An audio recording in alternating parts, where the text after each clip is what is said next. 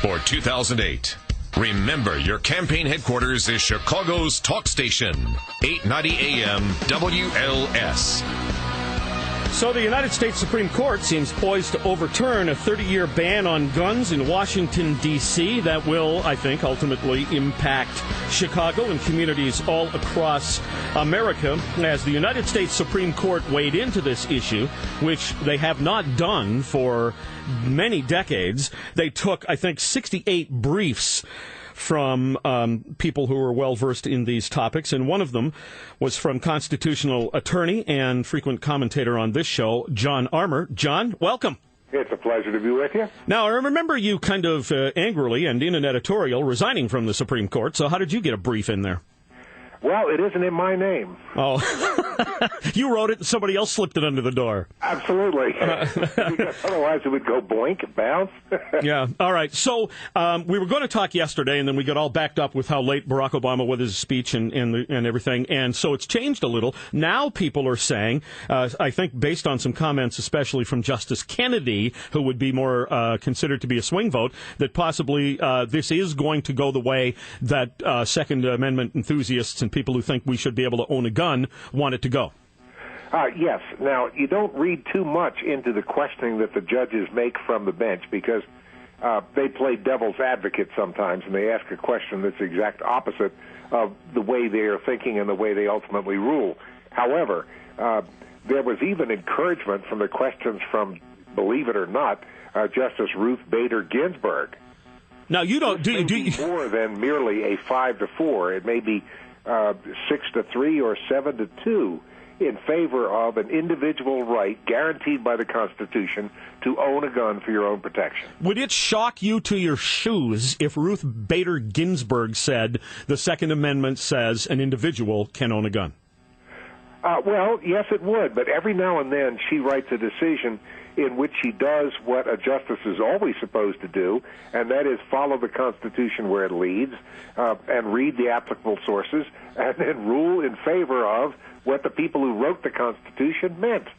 Well, here's always been my interpretation. People get hung up on the well-regulated militia term, and in the studying that I've done on what the Founding Fathers meant when they put that term together was that that the militia was, at that time, every able-bodied man. Now, of course, the Constitution makes it that it would be every able-bodied person should be available to defend the nation, and well-regulated meant that you were trained and you knew how to use the gun. That doesn't mean the National Guard.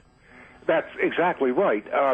For instance, the Maryland law in colonial times, which remained in existence when the United States was created, said that the militia was every man between the ages of 16 and 65, and they did have an exception for people who were lunatics and people who were currently in jail. Okay.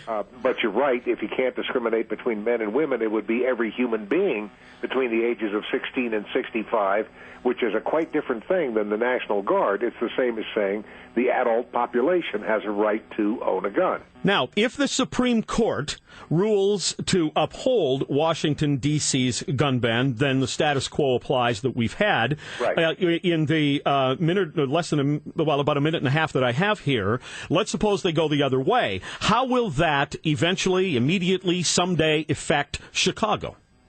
Well, I gather Chicago has a similar nobody can have a handgun law, and that law would, as soon as an appropriate lawyer could get it into court and slap down a copy of the Supreme Court decision with the ink not let dry and say to the judge in Chicago, Your Honor, please throw out the Chicago law on the same grounds that the Supreme Court just threw out the District of Columbia law.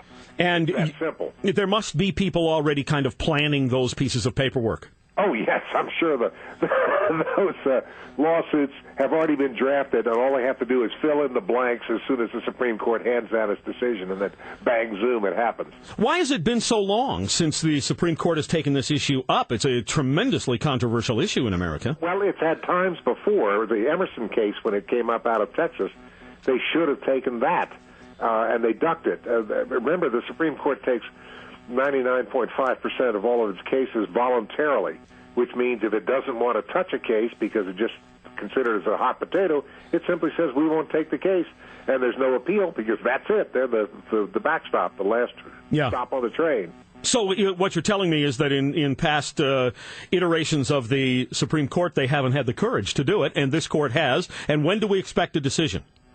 The decision will come down in 60 to 90 days is the usual time that it takes them to generate an opinion and the dissenting opinions and circulate them through the court and get them final, get them printed, and get them released. All right. I appreciate this. I always appreciate talking to you. It won't make that big a difference here in here in Illinois, but good luck in your congressional run in North Carolina. Thank you very much, Jerry. Great to be with you.